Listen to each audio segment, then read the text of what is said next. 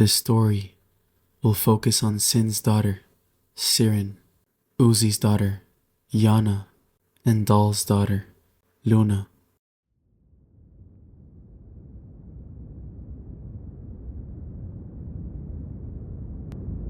And that is the fundamental properties of black holes, nulls to be specific. The teacher then looked to see Luna with her head down. Ciryn! Ciryn nearly jumped out of her seat as she was awoken by the sudden noise. How about you relay the class what we've learned today?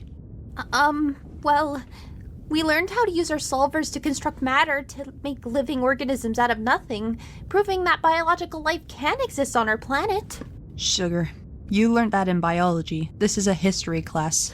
Oh, right. If you ever hope to control your powers, you must pay attention to the fundamentals or else you will never succeed.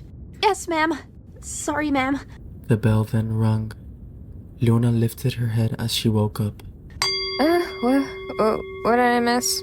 Ciryn then gives her an annoyed expression. Are you serious? We then cut to next period, Solver Training Class. In this class, they will use the knowledge they learned in their Solver History class. Today, they were in the Totally Accurate Battle Simulator lab. The three stood in their usual area while their teacher, Vellum, took attendance. Alright, Worms, today we will work on what we started yesterday. Go ahead and pick a bay to start. Hell yeah! We finally get to do something cool for once. I've been itching to use my null powers again. Luna and Yana then look at her in concern. Ciryn, I don't think that would be a good idea. What? Why? You know what happened last time. Okay, Ciryn, your turn. Ciryn stepped forward to the bay with confidence as she smiled before snapping her fingers. A massive null then appeared in the room as a black hole was summoned. No! Wrong null, wrong null! A random male student was then sucked into the null before Cyn managed to finally close it. Everyone then stared at her in shock. Another student to be added to the MIA list. That's the 5th boy this month. I'm sorry. Here, let me... No! You're already worthless enough as it is. Go sit down in the loser's corner and think about what you've done. Ugh, I wish everyone would forget about that. Yeah, that's never going to happen. Also, isn't it funny how all the students you accidentally murdered were all boys? No wonder you can't get a boyfriend. They're all scared of you. Shut up! You too. Focus. The test is about to start. Alright, kids, get in your position safely. I don't want to have to write any more paperwork than I already have to. She then looked directly at Ciryn. Ciryn, noticing this, covered her face in embarrassment. Everyone then summoned a small null before throwing it at a target in front of them. They managed to succeed in maintaining the power of their null before throwing it at their target.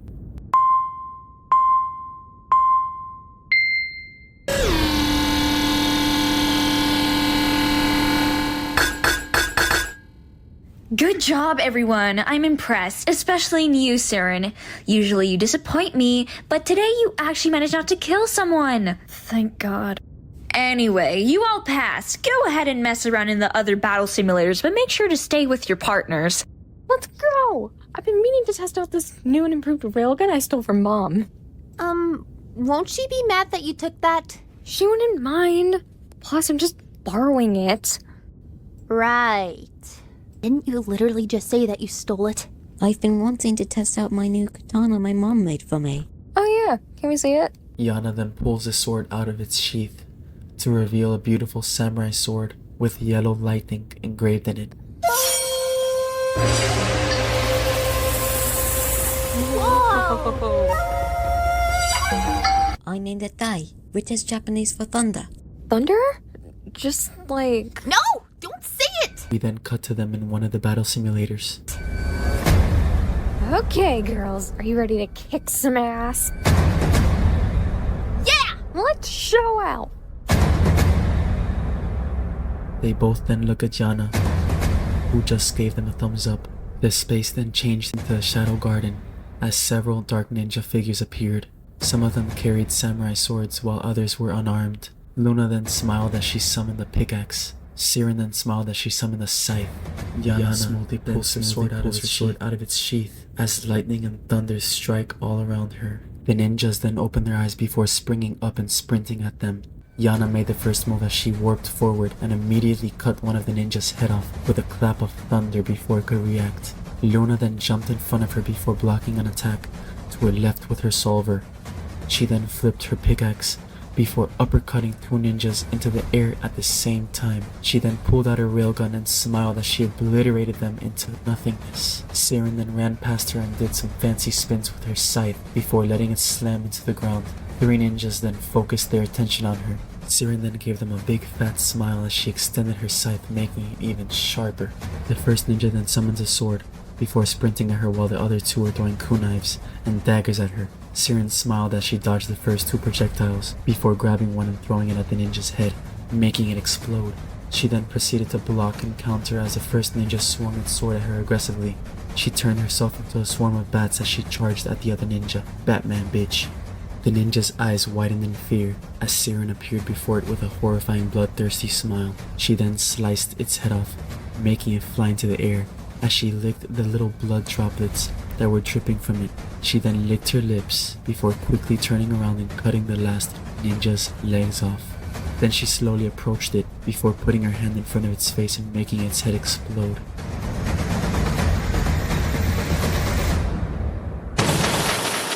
Phew. Looks like that was the last of them. The ground then shook as an ogre appeared out of nowhere.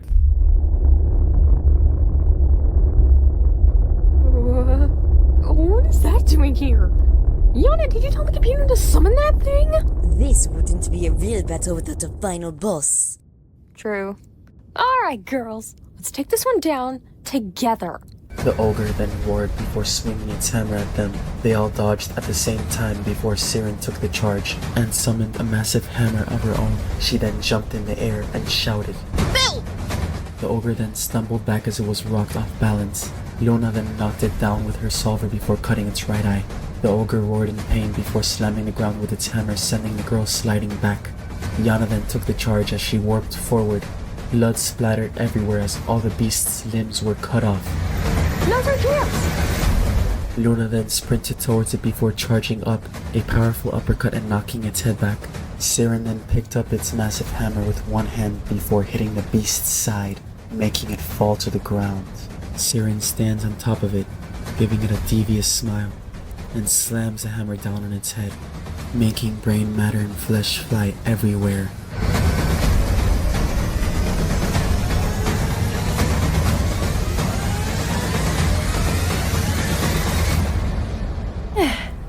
That was fun. We should do this again, right, Ciryn? Luna and Yana then looked at Ciryn in concern as she stared at the ogre's dissipating body in delight. Ciryn then shook her head before speaking. Of course. Okay, nerds, I don't feel like teaching today, so just do whatever you want. Yes! Ciryn then looked around, everyone either sleeping or making something with their solvers. She then gazed at the boy across the room. Luna noticed and smiled before speaking. I see you have a crush on Adam. Ciryn blushed bright pink. No, I don't.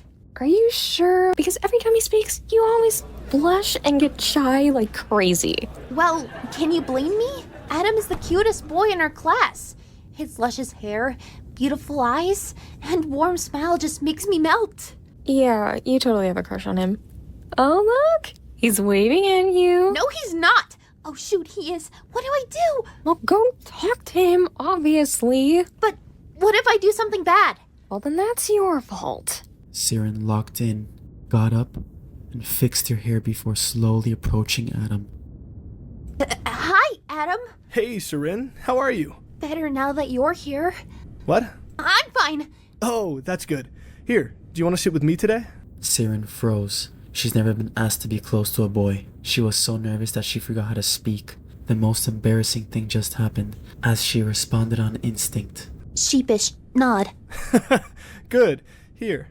He then pulled out a chair for her. She sat down before blushing even harder. This time, red. Dark red. Adam remained very relaxed, chilled in his chair. So, do you have someone to go to the prom with? Huh? What makes you ask that question? Well, I was wondering since you're usually by yourself most of the time, but I guess that was a dumb question considering how most of the other guys avoid you for some reason. I wonder why. I'm working on it. But I bet you have plenty of hot chicks to go to prom with. Not really. Ashley and the others want to go with me, but I'm still mad at them for that prank they played on you last week. Oh, you don't have to be upset about that anymore. I'm over it. That still doesn't make it okay. They were wrong to pour that bucket of oil on you for no reason. Your clothes were messed up for the entire day because of that. And when I confronted them on it, they told me to stop being so soft. So, for right now, I'm choosing to distance myself from them a while. Try new things. Wow, Adam. That was really mature of you. Thanks. I try. Plus, I'm always down to make a new friend. Excuse me? Friend? Are you serious, Adam? You just sold a bag.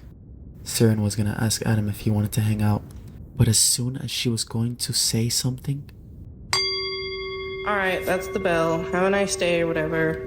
Ciryn then reached out a hand to Adam as he got up, but slowly pulled it back. I'll see you tomorrow. See you. Her face then saddened as Adam disappeared into the crowd of students. But I wanted more. Luna noticed and said, Sad because you didn't get to spend enough time with your boyfriend? Don't worry, you'll see him tomorrow. I was not sad. Sure you weren't. Anyway, I'm going to stay here and hang out with my mom for a bit. So you can leave without me. Understood. Yana then left the room before Ciryn shortly followed her. They then parted ways before Ciryn ended up going outside, her dad standing before her. Hey baby doll, how was school? Hi, Dad. School was... school. I want to know all about it. Let's go. They just got back from school, arriving at their new luxury apartment. Wow. You and the other workers have really fixed these buildings up, huh? Well, when our parent company died on us, they left a lot of valuable resources for us to use. So Khan and I, your grandpa, got together and started expanding past living in that dirty old bunker. Who wants to live there, right? So then one thing led to another, and now we're here, living in a luxury apartment made by our own bare hands. Isn't that amazing? Yeah. Anyway, enough about that. Let's see what you learned at school today. I'm so proud of you. My baby girl has grown up so fast. Come over here. Ciryn rolled her eyes at him, being slightly dramatic. How is Mom? He froze for a few seconds before speaking softly. She's doing well. Will she be coming to my birthday party tomorrow? She didn't get to come to the last 10. I was hoping I could spend some time with her this time. He then looked away from his daughter as he felt sad for a second, and shaked it off before speaking. I don't know, kiddo. Your mother's going through a lot. She just needs time, you know? It's been 10 freaking years! I think she's had enough time! Ciryn. I'm sorry. It's just that I really miss her. Life has been so rough for me these last couple of years, and I have so many questions. Questions that only Mom has answers for. I understand how you feel. Trust me, I do. Just remember that I will always be here for you, Ciryn. Anything that is bothering you or that is making you sad, just let me know, and I will help any way I can. I know I was brought up differently. I didn't have people in my life to turn to for help. You do. Just know that everyone in that bunker cares about you and will gladly help you with anything you need. Please, trust me. Ciryn's face saddened as she nodded slowly. Now cheer up. Tomorrow's the big day. I'm gonna get you the best gifts ever. You'll be the happiest girl in the world. Plus, I'll bake you your favorite cake. Red velvet with chocolate candy on top. Uy, que rico. She smiled a little. There she is. You know how you got your mother's smile? You could just see all her teeth. What do you want for dinner tonight? I just learned how to make lab-grown steak. Steak sounds good. Steak it is!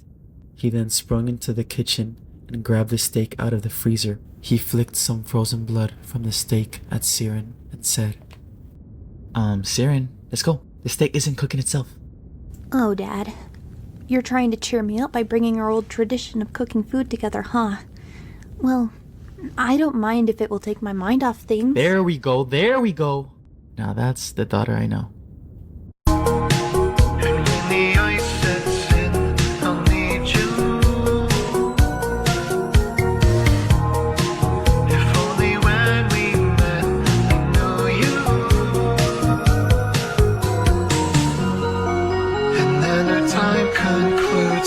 Far beyond the stars we flew.